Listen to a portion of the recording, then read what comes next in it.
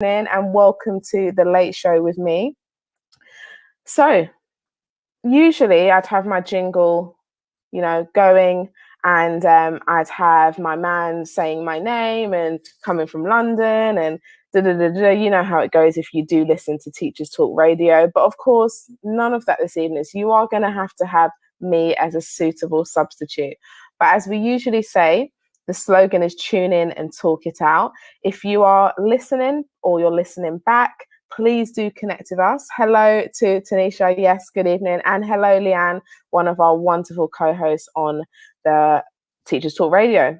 So if you are on social media, please do connect with us at TT Radio 2021. You can find us on Twitter. You can find us on Instagram. You can follow the hashtag TT Radio. And of course, you can connect with me personally at Vive Wright. So like I said, if you are entering the live studio, we are dealing with slight technical difficulties this evening, but you're just going to have to be patient and just listen to me this evening rather than listening to my lovely newsreader or, lovely jingle man. And of course, if you are interested in what we're discussing this evening, please do call in. You can win yourself a mug. For anyone who wants to join the conversation, of course, I have got special guests this evening. Please do call in and, you can win yourself a Teachers Talk Radio mug. I keep saying, to people who listen, I need my mug, and I've got no one else to blame because I still haven't cashed in on my mug or I think it's a book, Leanne, is that right? As a Teachers Talk Radio host. Leanne, you've texted in saying, don't worry, me too, I blamed on tired teacher brain. Do you know what, Leanne? Honestly, this evening was a mare trying to get this on, which is why I'm so late. Nothing seems to be working in terms of audio files. But yes, tired teacher brain. I'm so tired, even after 2 days. I actually can't believe it. This morning I woke up and I could barely speak. That's how tired I am. So it's a lot trying to get back into the swing of things after a couple of weeks off. And I say couple on purpose because it felt like it was 2 weeks. So how are you? Happy first week back, of course. It has been just 2 days for me. I do feel like I've been back at work for maybe like 3 weeks, if I'm honest, because I am just tired. If you are listening live, of course, please do text in and let me know how you're feeling, how your first week has been. For me, the lack of sleep is well and truly back. So I'm quite a light sleeper anyway, but the last 2 days, the last week, I would say, getting back into the swing of things has been a bit of a crazy one. I'm not going to lie to you. I think it's going to take a little while for us to adjust again. I know that my teacher friends at school have said the same thing. But I did tweet out yesterday, I just said although I felt like I'd been beaten up, and I do feel like that now, I had a good first day. Inset was quite good. We had 2 days of inset, which was nice because it just sort of gives you a little bit of a breather. I say that even though I'm rushing around and rushed off my feet half the time. But it was a very positive vibe. We had quite a few new members of staff joining us, in various different roles, from librarian to, in new subjects that we started at sixth form. So that's been really nice, just meeting lots of new staff. And of course, I wanted to do this show because it is that time of year where people are starting new jobs and they're starting new schools, and it's a nervous time of year, but it is quite exciting for loads of people for lots of different reasons. And even if you aren't starting anything new or starting somewhere new, it's still quite an exciting time because you're going to see the kids again after a few weeks off. You're all a summer older, etc., etc. Sarah, you've texted into the live studio. Good evening, Sarah. You are, of course, one of my very special guests. Thank you so much for bearing with me. So, Sarah, do you want to say hello? Hi, good evening. Can you hear me okay? I can hear you perfectly. Great. How are you? I'm really good, thank you. Yeah, technical issues, not something that is new to us, is it? I know. COVID era. Yeah, I'm doing really good. Like, I heard a little snippet of what you were saying a couple of minutes ago, just about how it feels like it's been a couple of months, but it's only been 2 days. Literally. Definitely feeling that. Well, I'm glad I'm not alone. I know I'm not alone because we're all feeling the pain right now. As Leanne texted in saying, I feel your pain. Yeah, So, um, absolutely. yes. But yeah, welcome. So, Syra, I know I didn't give you a formal introduction, so I'm going to do that now. Syra is an English teacher who has moved around different schools for different opportunities, but still quite early into her career. Do you want to give yourself a quick introduction, Syra, to Sure. listeners? Sure. So like you were saying, I'm in the English department.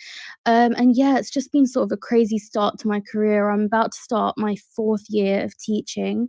Mhm. And I've done 3 schools in 3 years across the country, which has been Wow. really crazy. Yeah. Also during COVID as well, which has been a bit crazy. Mostly Yes. for just circumstantial reasons, but yeah, it's just been a bit of a whirlwind.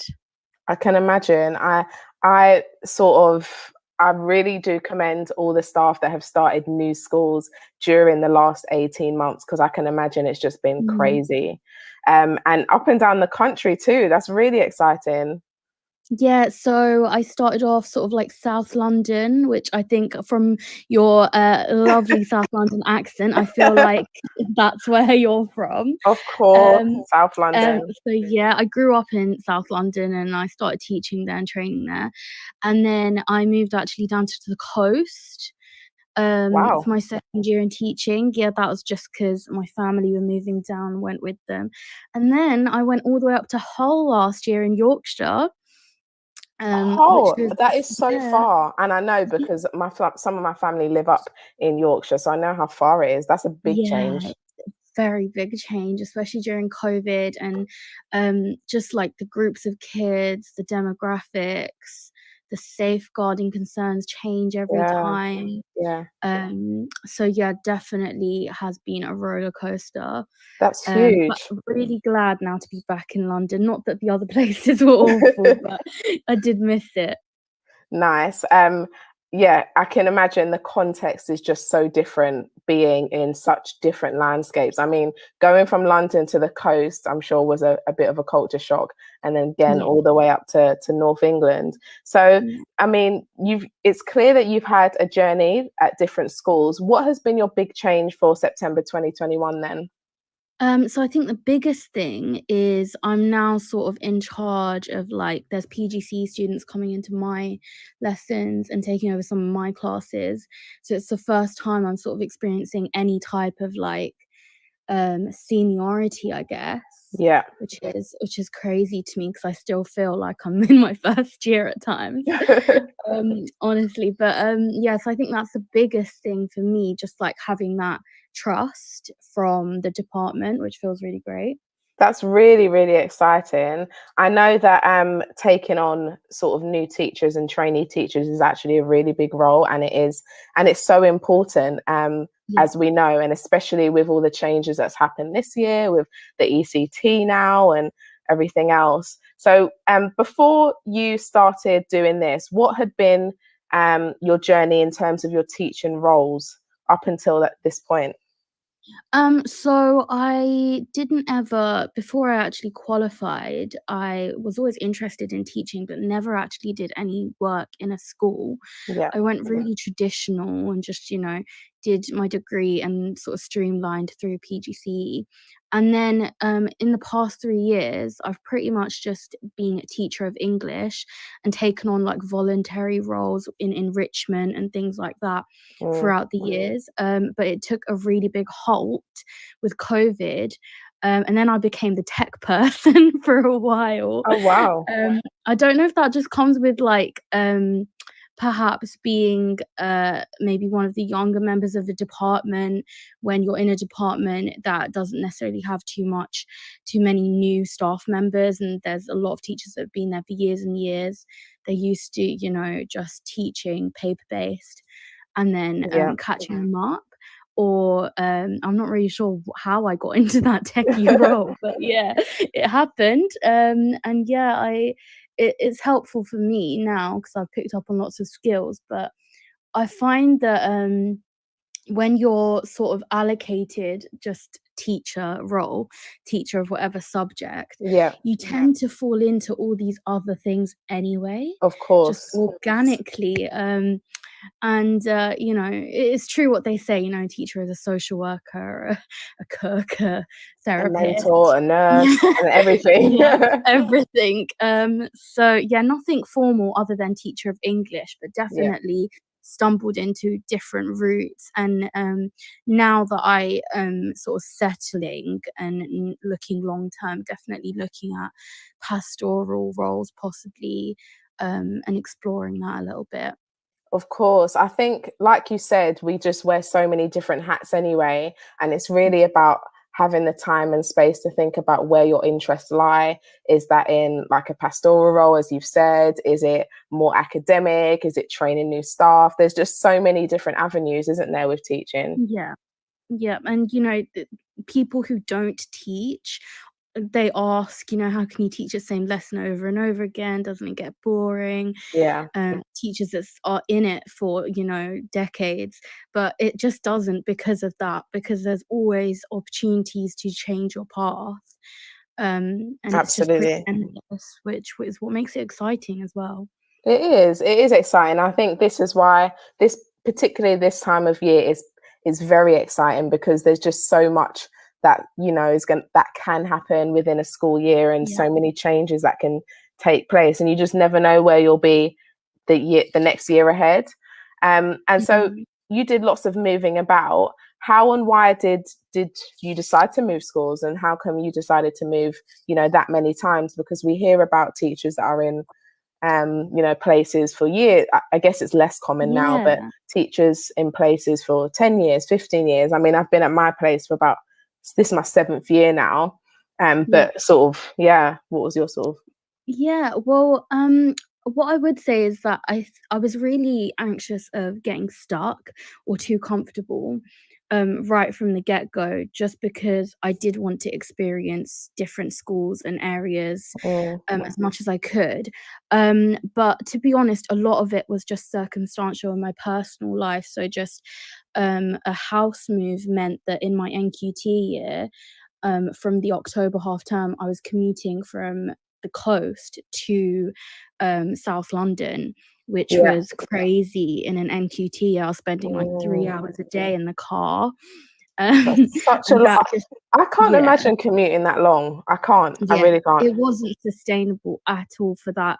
I mean, it's because it was my NQT year, I mean, people say it's hard, but your timetable is lighter, and that's probably how I survived it. Yeah. And then after that, I just couldn't do that commute. I loved the school, loved it. It was a school that was part of the Harris Federation actually, which Oh I don't wow. know if Okay. you're familiar with.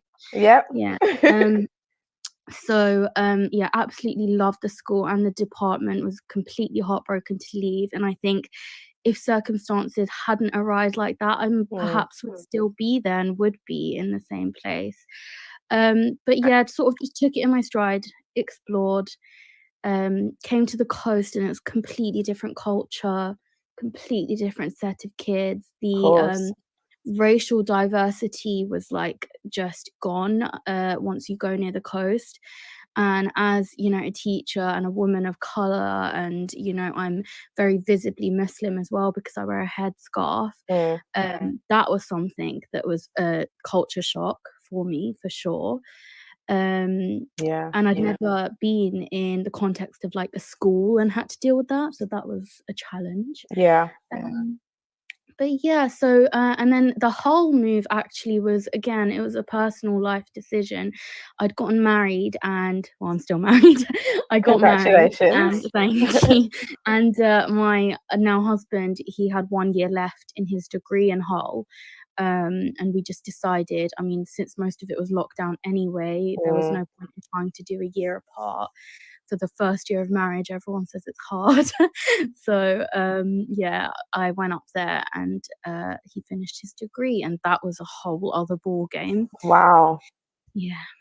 Wow. So you have had literally just the broad spectrum of Yeah. context, from South London to the coast to North England. And did Yeah. how was it settling? If if you think back to this time of year, how was it settling in those different schools? Was it, comfortable? Was you Sure. nervous? That sort of thing? Yeah, of course, like, the general nerves come. Yeah, I think this year I've been the least nervous because there's some familiarity in this school in terms of, like, it being in London, and yeah, just, there's so much diversity among students and staff, which I love. So, but yeah, definitely nerves, and, the settling in periods were massively affected by COVID last year. mm, Uh, the year before that, obviously, things hadn't actually kicked in until we had started. So, but yeah, last year I just felt like there were still members of staff by the end of the year, even in my own department, that I hadn't ever seen face to face, wow, which it's is just crazy, isn't like, it? that's crazy. Yeah, to think about. That's really crazy. Mm, Um, and that made it, like, working relationships difficult just because of the lack of, rapport and things like that. So I think that that's maybe something, obviously we couldn't prepare for it, but now that we know that that's a thing, yeah, maybe as a system, schools in general can get a bit better at, and we've made massive we leaps and have, bounds yeah, online and in technology, but I think we've done it as always. The students are the priority with that, of and course. I'd love to see some focus with staff as well. Um, but then, it was just sort of unavoidable, a lot of the things that happened last year that made it a difficult settling in. Transition, yeah, yeah. Yeah, a really I, difficult transition. I know quite a few people who moved schools and moved roles. I mean, I started a new role this time last year, so Mhm. that was a challenge. And then there was lockdown again, so I definitely know that it had such a big effect in so many different ways. But I guess thinking about this year, you are in a new setting again. What are your aspirations for the coming year?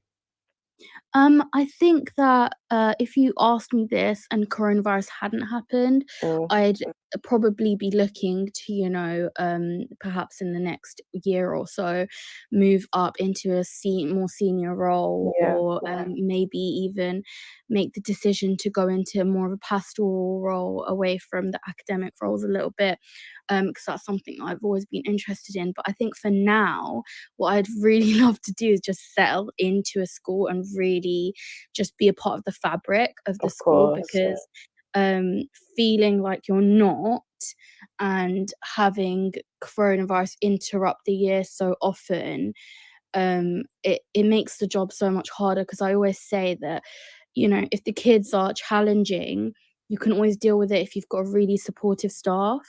Yeah, of But if it's course. the other way round, where the kids are really great and they're not too challenging, but there's not a great, not that staff aren't supportive, but there's not systems in place for you to build that rapport, or, get past the actual work of it and actually build relationships with each other as a department, that Mm. can be really, really tough.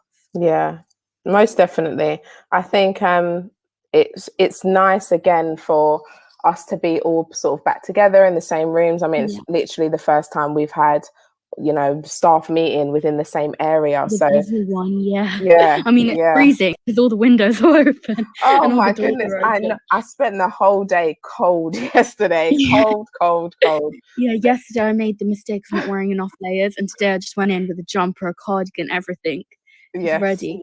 Yeah, I know. And I feel your pain once again. We did have a comment.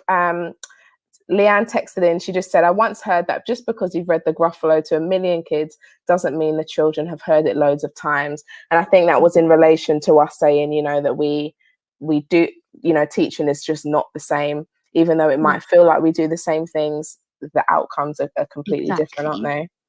they? Well, Exactly, and it's just new every day. it is. It is new every day. We certainly can't complain about it being boring, that's for sure. Never, no.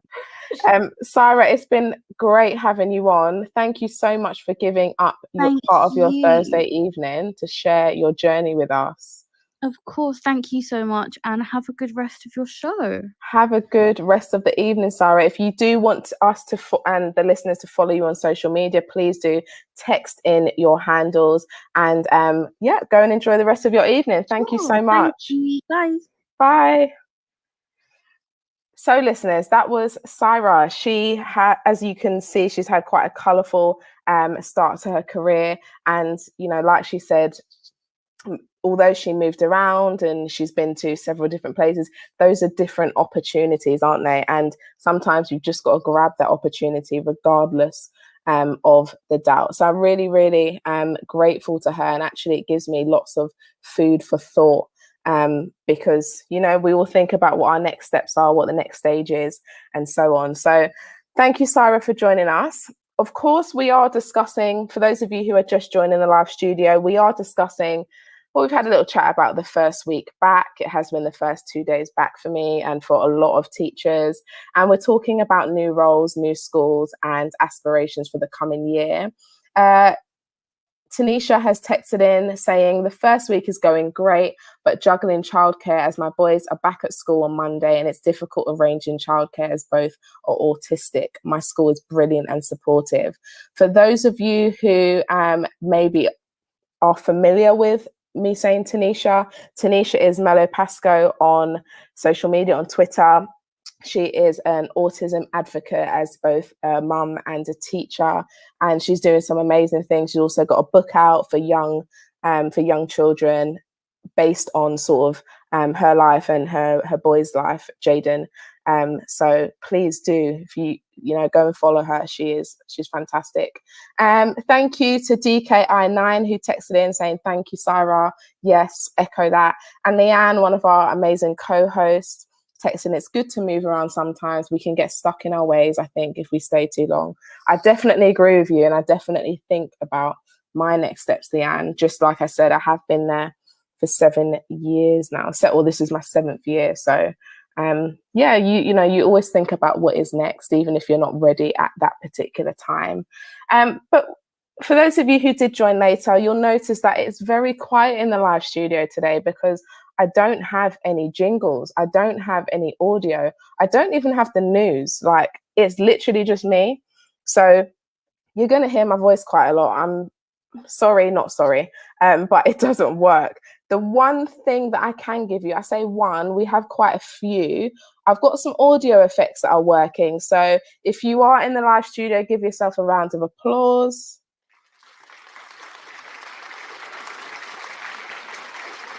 And we will literally just have to do with those audio effects today. But thank you for joining me once again on this Thursday evening. It's the 2nd of September. And I'm about to be joined by my second special guest, Grady. He is in the live studio already. I know that he entered a little while ago. And he is a computing teacher. He is a Christian and he is a proud Congolese man. Grady, can you hear me? Hey, can you hear me? I can hear you. Welcome. Thank you. How are you doing? You all right? I'm good, thank you. How are you? I'm good. Thanks for having me. Of course. I had to try and get you on yesterday, seeing as we had communication on Twitter. I was like, yeah, You're coming on the show. By force, you shall be on there. By force, exactly. And so thank you for agreeing and giving up part of your Thursday evening. I really appreciate it. My pleasure. So, I mean, I did give you a slightly small introduction, but do you want to give an introduction to the listeners yourselves on who you are and how long you've been in teaching? Sure. Hi, I'm Grady. I'm from North London, Congolese. I've been teaching for 9 years in the exact same school. So wow, I've been there a minute, and yeah, I'm a Christian, and yeah, thank God. That's my intro. Yes, thank God, of course. Oh, we've got Naomi who has texted in with some Congolese flags there. There we go. All you need is one to hype up and the rest come out, you see? I feel like Congolese and Jamaicans have quite a lot in common, because you know that picture that always comes out on social media of the guy dressed in Congolese from head to toe and the Jamaican head to toe. It's so similar. The energy, the music, the dance, the vibe. That's just us. That's just what we do. Apparently, Congolese people are the yardies of Africa. Apparently, so you see, that's what it's funny to hear. You see. So you have got a completely different sort of journey from Syra, who we just had on, because you've been in the same school for all this time. I have, Yeah. yes, and it wasn't planned. It wasn't planned at Yeah. all. Yeah. And you're happy. That's what I guess that's what it is. So I am, yeah. what is your new role for September 2021 then? Do you want to share that with listeners? Sure. So my new role is associate assistant head teacher with direct responsibility of personal development. Congratulations. So I mean, that's exactly what I do at the moment. It's not pastoral, but yeah, associate SLT. And so before you started as associate assistant head this September, what had been your journey in teaching up until that point? Oof. So I was a teacher. Well, I am a teacher, so IT teacher. Yeah. I'm trying to go through everything on the top of my head, became a form tutor, then became a head of year. Then I became 2 IC of my department. Then I became, then I've done a data analysis role within my school. Wow. Which kind of allowed me to be part of the extended leadership team. So I wasn't quite SLT, but I was just quite I was basically an extension of the team. Ended up taking over my department, so I was juggling head of department and head of year for a couple of years. And then last year I was additionally the mental health lead. And then obviously when this role came up, I had to kind of drop the mental health lead role and head of department role, but I'm still head of year as it kind of ties in with what I'm currently doing as well. Yeah. Do you want to just share a little bit more about the data analysis role? That's one that I haven't heard of before. Yeah. So essentially what my school were trying to do was just really increase capacity and find people in the school with expertise that can focus on areas that we needed to improve within the school. So one area that we identified that required improvement was data, in terms of how we analyze data, how we look at data, and how data is shared across the whole entire school.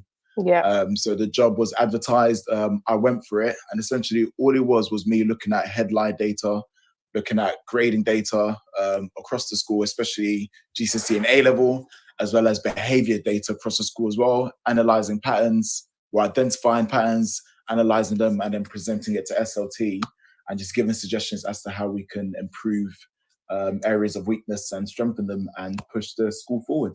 That sounds like quite a unique role, because I know that there is usually an SLT member that works with assessment and data and reporting and that sort of thing, but not like as a standalone role. And I guess how did the change of role come about then? So how did you get to where you are now? In regards to this particular role? Yeah. To be honest, it was actually earlier than I planned. But I've just kind of realized that's the pattern when it's come to me and teaching and my school. So I'm thinking where to begin. So when I was head of year, head of department, there was no plan to go into SLT or assistant headship yet. I thought I'd give myself 3 to 4 years because the goal was to go into pastoral, because that's probably my strongest area, or one of my strongest areas.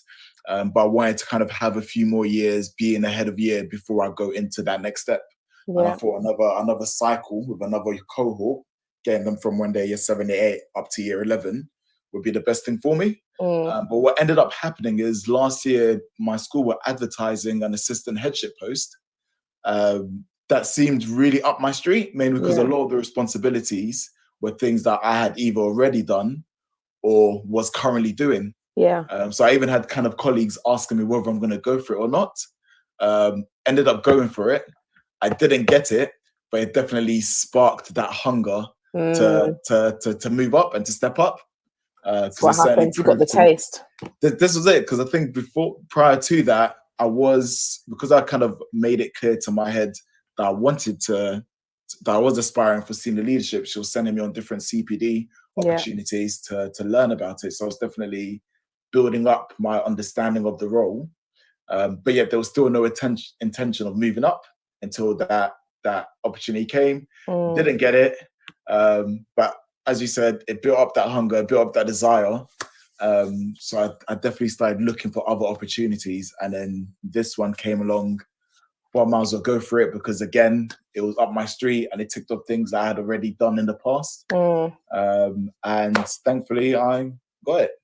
Well, congratulations, because I know how exciting it is when you see something that is literally what you want to do or what you've been thinking about doing, and then to see something come up and then to get it is a really good feeling.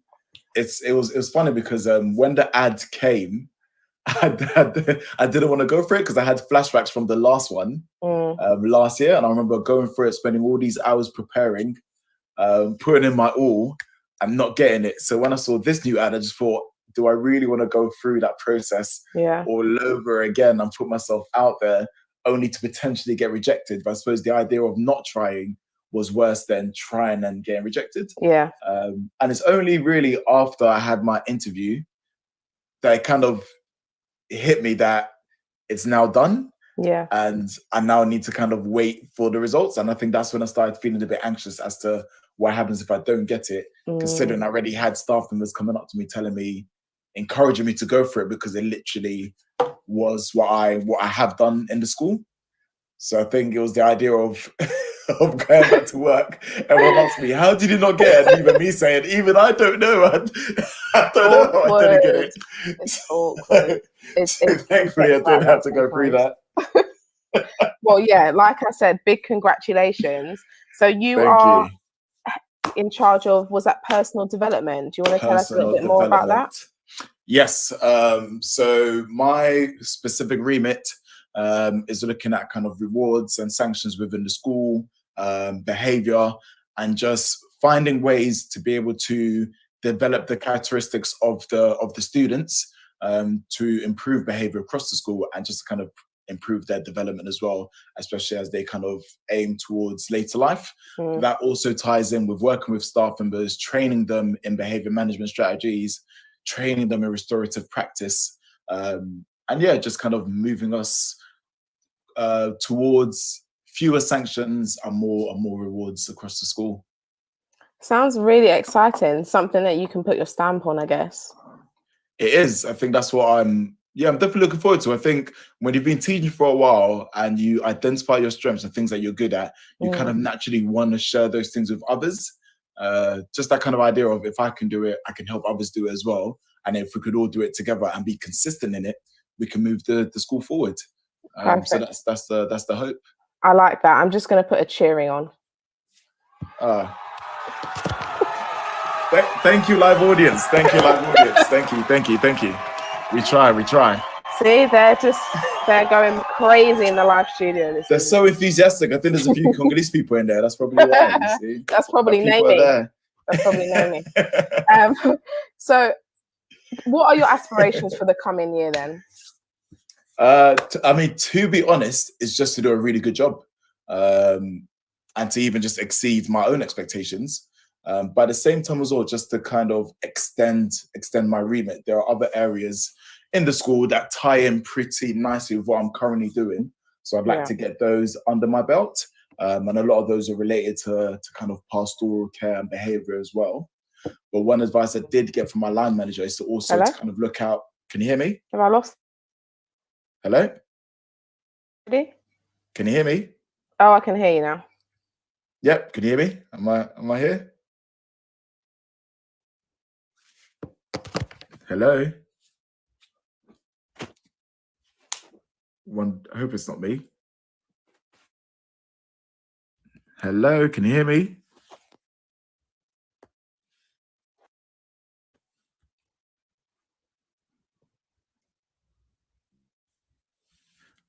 Oh, okay. Brilliant. Thanks for that. Hopefully Genevieve returns soon.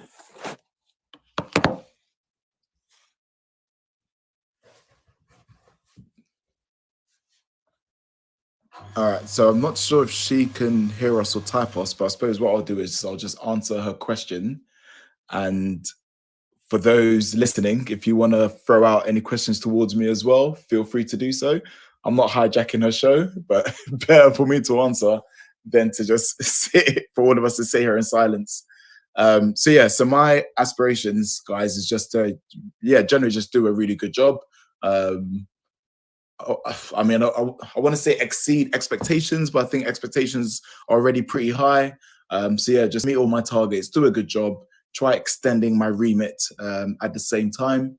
And one thing that my line manager has encouraged me to consider or to do is to start looking outside of the area of pastoral care and maybe just kind of identify other areas within academia, curriculum, teaching and learning, data, or just other areas I can kind of sink my teeth into as well, just to kind of widen my insight, widen my knowledge and experience as well.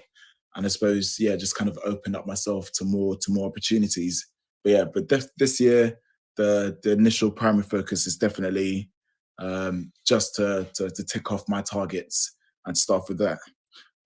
How has your school brought pastoral care to the forefront? So one of the things that we do is that we do discuss it within our SLT meetings. I am back. Hi. Have you been hearing us all this time, or were you completely gone? I haven't heard a thing, so carry on talking. It's your show tonight. So I basically answered your question, and I just encourage everyone just to write down questions that I could answer until you return. With the disclaimer that I haven't hijacked your show, I just thought better that than all of us just kind of sitting here in silence, waiting to see what happens next. Go ahead and hijack it. I'm back now, but carry on. I know that I interrupted some sort of lesson that was happening there. No problem. I'm just answering Leanne's question because she asked me, how has my school brought pastoral care to the forefront? So what we've done is our head teacher has pretty much spearheaded that. And it's just kind of constant reminders, reminders of expectations, reminders of standards, reminders of behaviors. It needs to come from the top down. What we found in our school is that when we focus on one particular area, that particular area improves fairly quickly because everyone is focusing on it. But then other areas kind of fall by the wayside. So it's just kind of these ongoing reminders, whether it's every half term, of just kind of data and behavior as well. And just kind of constant conversations. And because behavior is something that we deal with every single day, it's really easy to bring it up to the forefront. But obviously, one thing that we are trying to tailor conversations towards is less about kind of poor behavior, but more towards restorative justice and relationships between staff and students as an intervention and a preventative to certain severe behavior issues. Amazing. She's texted in again. So wondering if you've been able to get all staff on board with the pastoral work. And we've got Tanisha who's put one of those emojis, texted one of those emojis in. I think to answer that question in regards to getting all staff on board, you see it in the data. And I suppose that's one area that pastoral staff, so heads of years, form tutors, pastoral managers, really need to take lead on. If we're identifying high volumes of detentions or sanctions, and we're looking into the data and there's a pattern of the same teachers or the same students or the same reasons, then obviously these are things that we need to address straight away, and maybe even looking at the policy and making adjustments to our policies, because once it's written in the policies and it's part of our procedures, it then needs to be followed through. Because now it's written in fine print, so we have to follow it, and it's an expectation of, I mean, it's a teacher standard to follow the procedures within your school, so it's just expected.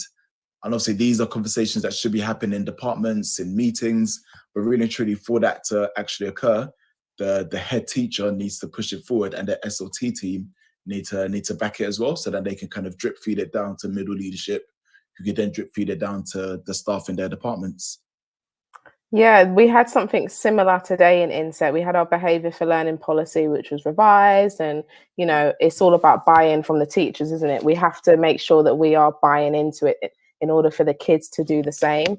And going back to, I know you said earlier, applying things consistently, that's so important when it comes to the pastoral and behavioural side of things, for sure. Yeah, you've done a great job. As I said, I had technical difficulties, and this just wants to come and embarrass me today. But I'm back, and hopefully everyone can hear. I am with I am with Grady, who's been answering questions this evening. He is a new associate assistant head teacher, a computing teacher, and in charge of personal development. So there is one other thing, Grady. I know I'm taking up your time. No, it's fine. Go for it. One last thing, I wanted to know if you had any advice. Obviously, you and Syra have completely different teaching journeys. Do you have any advice about, teachers who are thinking about moving on, or teachers who maybe have, I would say, slightly a misconception that you have to be in a school, or you shouldn't be in a school for too long before you move on? Because that's quite a well-believed thing, isn't it? It is. Yeah. So my advice in terms of staying or leaving, or what's the question? So for someone who is thinking about leaving for the sake of leaving, even though they might be happy in a school, just because of time, I mean, what would be your advice there? I would definitely say do what's best for you, and what puts you in the best position for whatever it is that you want in the future. The only reason why I've stayed in my school for as long as I have is because every time I've considered moving along, there's been some kind of opportunity that I've gone for. Because my focus is professional development. So if my school offers those opportunities, I'm going to go for it, rather than trying to seek those opportunities elsewhere. Obviously, I'm definitely conscious of how long I've spent in my school, but similarly, I'm aware that the grass isn't always green on the other side. So, and I like my school. I like our ethos. I like our values. I like our students. I like staff. I like my school, and I'm committed to our community. And it'd be a horrible thing for me to move to another school and then realize that I miss it back at my previous school. So I think for me, the only reason why I've stayed in my school for as long as I have been is because there have been opportunities for me to develop. But if there weren't those opportunities, then I would have probably considered to go elsewhere just in order for my own development. So that's my only advice. Do what's best for your development and what's best for you. If you want to progress and there's opportunities in your school, then stay there. If not, and you want to look out elsewhere, you can do that as well.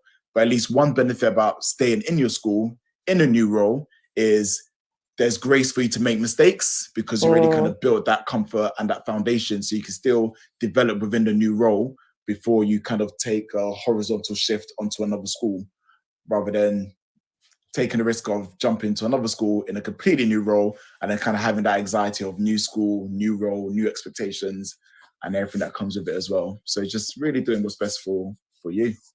Completely echo that.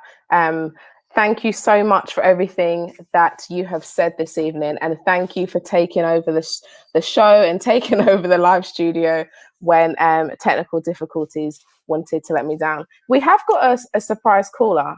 I wonder if okay or not. But for anyone who does want to call in, you can call in, get involved in the conversation this evening, and of course you can win yourself a Teachers Talk radio mug. Grady, thank you so much for giving up your Thursday evening once again, and thank you for having me. Yes, of course. And enjoy the rest of your evening. Stay tuned if you want to stay tuned. If there's anything else that you feel to pitch in, please do. And if you want us to follow you on socials, please do text that into the live studio. Will do. Thank you. Enjoy the rest of your evening. Thank you. I will do. So another fantastic guest, as you can see. I mean, a master of improvisation, because when I disappeared for whoever knows how long, I mean, I came back and he was just delivering, and that's what you want, really. So yeah, thank you to all the listeners who have interacted with our guest this evening as well. Leanne, thank you so much for your text into the live studio. Leanne has said true teacher. So great if you are still listening, which I think you are. There you go. I mean, real compliment there. Good ad-libbing, yeah. And Grady is texting his Grady, apologies, has texted in his Twitter handles. If you are on Twitter, please do go and follow him. As you have heard, he is new SLT, and I'm sure he's got lots of ideas to bring. This evening has been a tricky one, as you know. Okay, I've been trying to, get by with what we've got going on this evening. We've had some fantastic guests. We have been talking about aspirations for the coming year, and people, depending on your role, I'm sure there are different aspirations, whether it's a promotion, whether it's moving into some sort of leadership role, whether it might be even taking a step back and going to a teacher role. I know that there have been, I've come across quite a few people more recently who have decided to leave leadership and go back into go into a classroom teacher role for many different reasons. So leadership is not necessarily an only aspiration. And I think that's something that I spoke about with Ria from Black Teachers Connect a few weeks ago. There are so many different things that you may want to do, and maybe leadership doesn't tie in with your goals for the next year or 2 years or 3 years. And it's certainly a good time to come off the back of reflection during the summer and go full steam ahead with what you want to do for the next year. But in terms of my aspirations, I mean, I started, for anyone who was listening about 20 minutes ago, I did say that I started the role that I'm doing at the moment this time last year, and I took over sixth form. So we relaunched sixth form this year, and my main goal this time last year was to have an impact in sixth form, which I feel I have done. Of course, there's always going to be improvements to be made, but I feel I've had some of the impact, and just sort of mirroring what Grady was saying in terms of you have that sort of cushion or that safety blanket of being promoted within the school you're already in. You do have that room. You do already have a reputation that you've built, and you have that room to maneuver and make mistakes if you need it. But that was my main goal, and that was my main aspiration. And I've definitely think I've done that, and will continue to do that over this year. It's so important. But of course, for anyone who does follow me on Twitter, you'll know that I'm a science teacher first and foremost. And my science department is amazing, amazing, amazing. Naomi, who is in the live studio, I think Anna was in the live studio earlier in the evening. They're my bread and butter when it comes to teaching. Like, I am a science teacher. That's what I love to teach. I love science. And so, of course, I can't talk about aspirations unless I talk about growing and strengthening and supporting the science department, because that's where I started, and that's so important to me. And I think one of my main aspirations when I was reflecting was to grow new leadership within my team. So last year we appointed Key Stage 3 coordinator, and I would love there to be more opportunities, because the teachers in my team are just so good. I love them. Naomi, you texted in, you said, "Oh, Naomi, stop. I'll cry."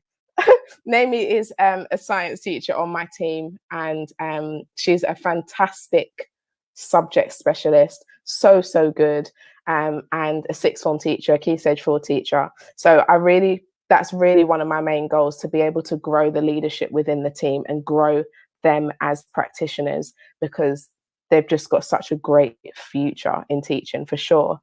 I'm going to end the show early, but because, like I said earlier, I feel like someone beat me up.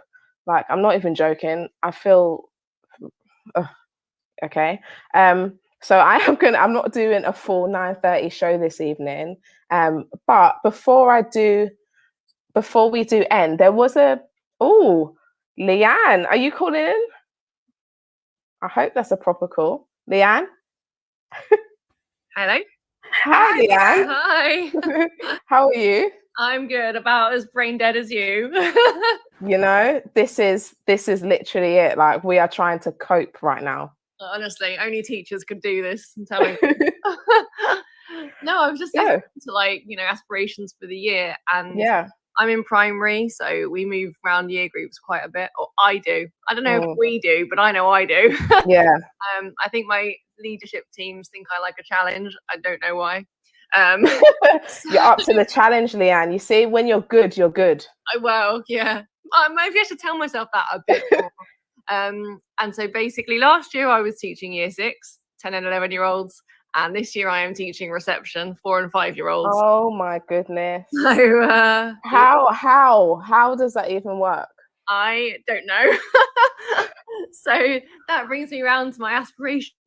It is literally just to get my head around it. Yeah, because is that early years, right? If I'm correct. Yeah, and it's literally a different ball game. Like, I was playing rugby last year, and I don't even have a ball this year. Like, I'm swimming. Oh my goodness. And so do you have a specialism in terms of like what you did before teaching, or did you go straight into primary ed? So I was an events manager before I was a teacher. Wow. I said on my first show actually that I worked at Chelsea, and that the listeners must not leave the room because I won't mention it again. So yeah, it's funny because I talked a lot about, like, on some of my shows, transferable skills. Yeah. That high school teachers kind of move around subjects quite a bit as well, and I know from my personal experience that if I hadn't done the event management before the teaching, I think I'd be like a really different teacher. So do you think that's helped you in like a really positive way? Yeah, absolutely. Like I said, ad-libbing, and Grady did such a good job of that. And I know. Being an events manager really helped me to kind of just be able to off the cuff a bit more. And I think as teachers, that's such a skill that you need sometimes. Yeah, definitely. You literally have to be a performer half the time. Yeah, I mean, like reception, I literally feel like I'm on show all the time. I mean, not sorry, so go on. Just saying, with year 6, not so much performance work, but yeah, reception, like, for sure. And like, I can imagine you're like their hero, aren't you? Hopefully. Well, if you're not already, you will be by the end of the next 2 weeks. I'll say that much. I hope so. Yeah. So I just think we had such crazy last 2. Like, we didn't have calendar years, but I don't know about you, but I live in academic years. I know. So for me, COVID's been around for 2 years. Yeah, you're right. You're right, actually, because yeah. It's funny because when I worked at Chelsea, I lived in like football seasons, and now I live in academic years. So for a long time, I haven't lived in calendar years. So. I know. I literally, I don't think of it as a calendar year anymore. It's just September to August, isn't it? Or September to September. Yeah. So how was it? Sorry, go on. No, I was just going to say, how was it working at Chelsea? Did you get to see the footballers? That's literally the first question. In fact, I did it. My degree was hospitality business management, and my 3rd year was a year in placement. So I worked at Chelsea for my placement year, and it was, I don't know if they're called that now, but it was called a sandwich course because there was a year in industry. Yeah. And I think they still are. My uncles and my brother joked that I made sandwiches for a year. Oh I did not.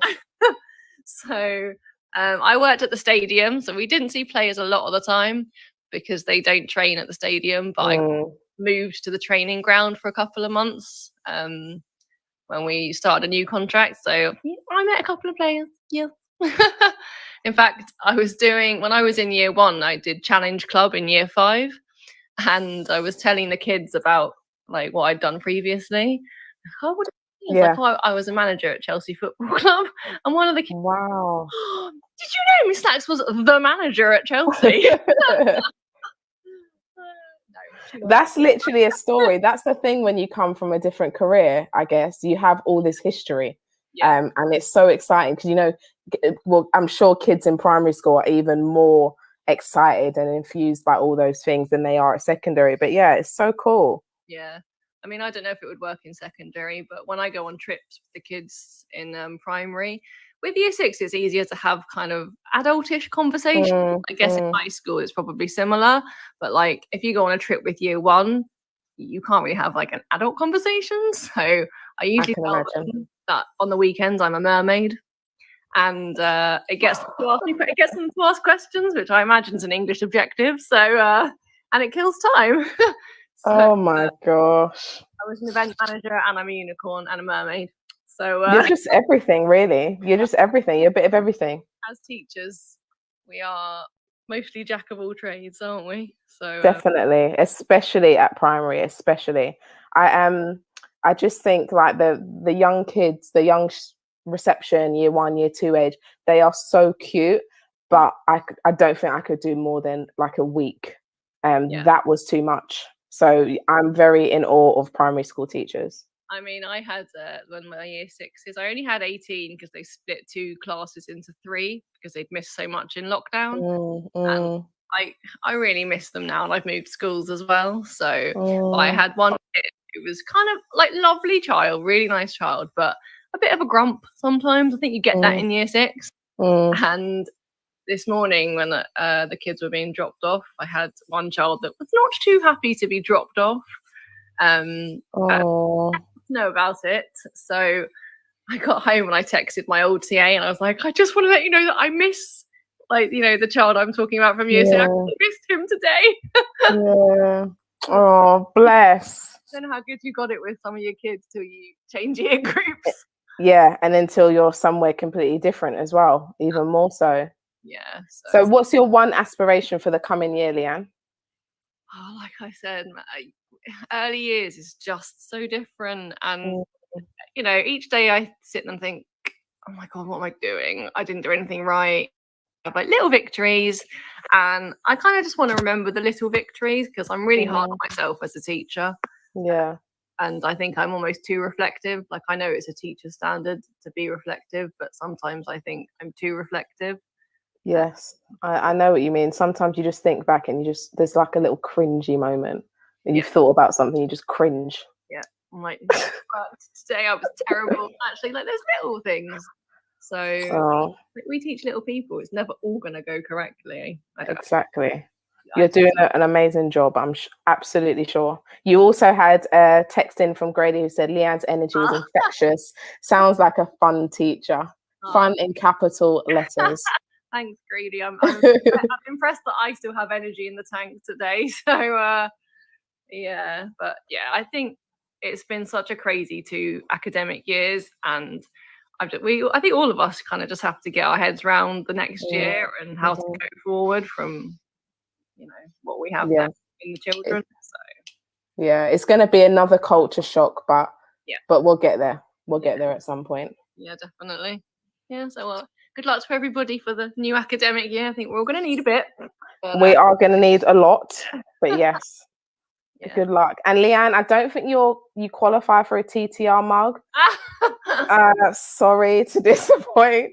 That is fine. I got a bit of Prosecco in my living room. It's fine. I'll have that instead from the bottle. Enjoy. You deserve it. All right. Thanks. Bye, Genevieve. Thank you, Leanne. Bye. So, that was lovely, Leanne, who is one of our co-hosts for Teachers Talk Radio. Do remember that you can listen back to any of the hosts and their previous shows on the website. That is ttradio.org. I believe ttradio.org.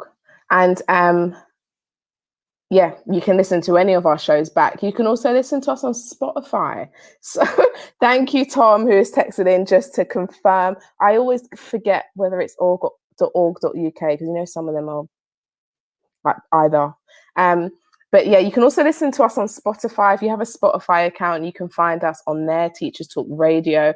It's so weird to think that if you type my name, I mean, Grady, if you type your name later on, Syra, if you type your name later on, you'll be able to see your name on Spotify. You are officially an artist, guys. So one more round of applause.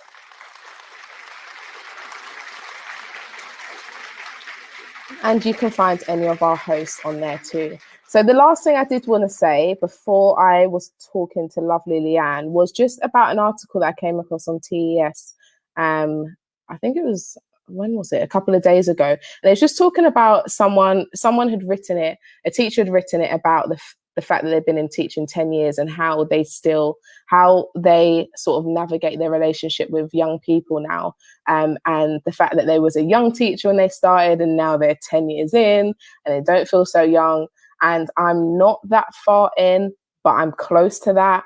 So, yeah, it just made me think, you know, like when I started teaching, I was so close in age to those students, and now I am not close in age, but you try to maintain that sort of relationship with young people, because the guy was saying, you know, he still wants to be seen as that cool teacher, And I guess we all have a little bit of that in us. Maybe not all, but many of us still have a little bit of that in us, where we want to be seen as a teacher that they get along with, a teacher that they like, etc., etc. And it just made me think a little bit more about that. And if you know, I'm sure everyone here knows what TES is. TES, timeseducationalsupplement.com. You can actually find that article. I thought I'd share it. It was actually a really good read. But that's it for now. Like I said, I do need to go and rest before another day at school tomorrow. First day back with the students, so I know that's going to be a big deal, and first day back with our new cohort of sixth forms, so it's definitely going to be a big deal. So I am wishing you all a lovely rest of the evening and a lovely Friday and a really good and restful weekend to recharge your batteries and start again and go again on Monday. Thank you to everyone who has listened to this live show. Thank you to everyone who has texted in. Thank you to my special guests, Sarah and Grady. You have been fantastic. And thank you to everyone who is going to listen back at some point. If you're listening back, I hope that you're enjoying the show. I hope that you've enjoyed the show. Have a lovely evening, and it's goodbye from me.